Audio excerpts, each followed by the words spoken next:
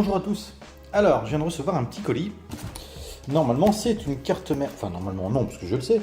C'est une carte mère d'Amiga 1200 avec une panne très particulière, une panne clavier. Alors, visiblement, d'après ce que me dit le propriétaire, quand il branche son clavier et qu'il essaie de s'en servir, l'Amiga écrit des symboles inconnus. Voilà, donc il écrit un petit peu tout et n'importe quoi.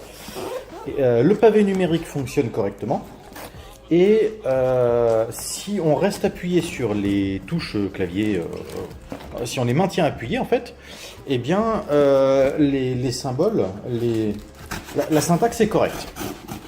Bon, alors j'avoue que c'est quand même assez étrange. Il a changé la nappe du clavier. Et voilà, on a donc une carte d'Amiga 1200. On va vérifier le reste du paquet. Voilà, on a donc la carte sous les yeux. Donc on voit que c'est une carte qui a déjà été recapée. Ça se voit particulièrement sur les soudures. On voit que c'est pas les soudures d'origine, on voit qu'elles ont été refaites. Qu'est-ce qu'on peut voir d'autre? Alors visiblement, il y a un petit papier ici. Bon, je crois qu'il y a le condensateur qui est à vérifier. Donc première chose, sur le bon d'intervention, le client a écrit donc problème de clavier. Les bonnes lettres ne s'affichent pas correctement lorsque le clavier est connecté à la CM, donc la carte mère. Les fenêtres du workbench ne s'ouvrent pas. J'ai mis un scotch pour le condensateur qui est près de l'alimentation, donc celui-ci. La soudure semble avoir lâché, ok. La nappe du clavier est neuve, donc ça ne peut théoriquement pas venir de là. En plus, c'est une carte mère ESCOM, donc c'est une des dernières. En général, celle-ci, il n'y a pas trop de problèmes. Là, comme ça, de visu, je ne vois pas grand-chose. Je vois quelques petites interventions à droite à gauche, mais rien de méchant. Donc, ce qu'on va faire, ce que je vais faire, c'est faire un premier contrôle visuel. Ensuite, je vais monter une compact flash sur le port IDE pour donc avoir un workbench qui fonctionne. Ensuite, je vais utiliser un de mes claviers branché sur le port clavier et faire un test d'écriture. Donc si jamais le test d'écriture est concluant et que tout fonctionne, y compris l'ouverture des fenêtres sur le workbench, et c'est tout simplement que ça vient du clavier qui est branché d'origine sur l'Amiga.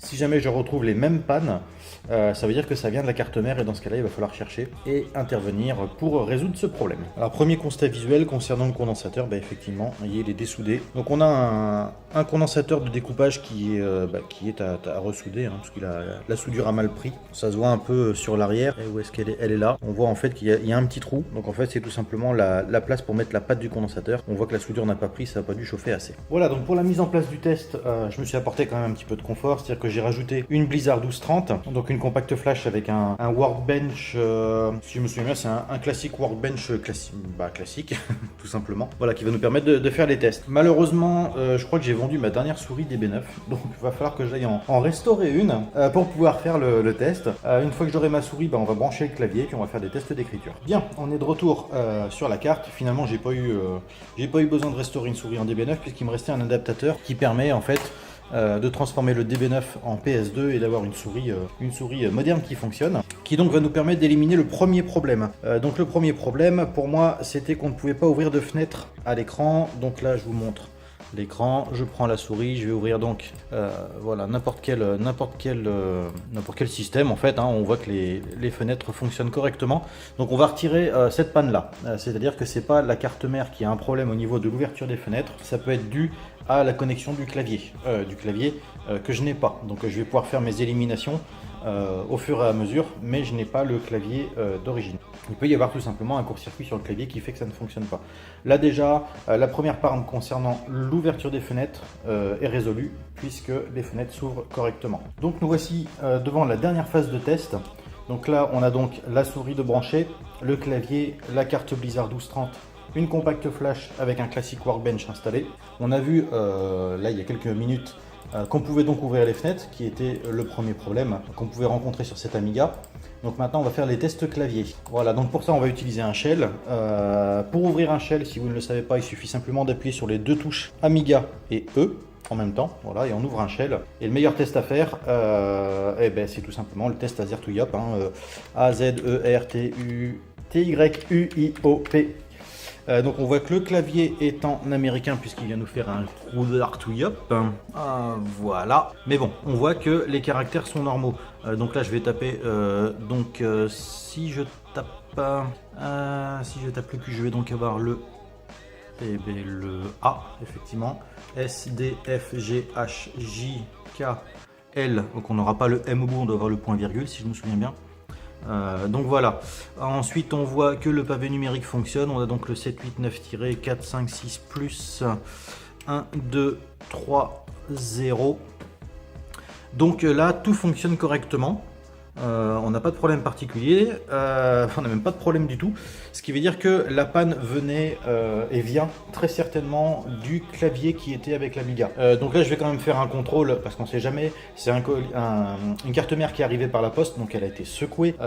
Des fois on peut envoyer un produit qui ne fonctionne pas et dans le voyage c'est tellement brassé, ça va mettre la carte en contrainte, ça va mettre les soudures en contrainte, du coup ça arrive. À l'inverse, on peut faire des réparations, tout fonctionne pile poil à la maison et une fois que ça arrive chez le propriétaire, ça ne fonctionne plus.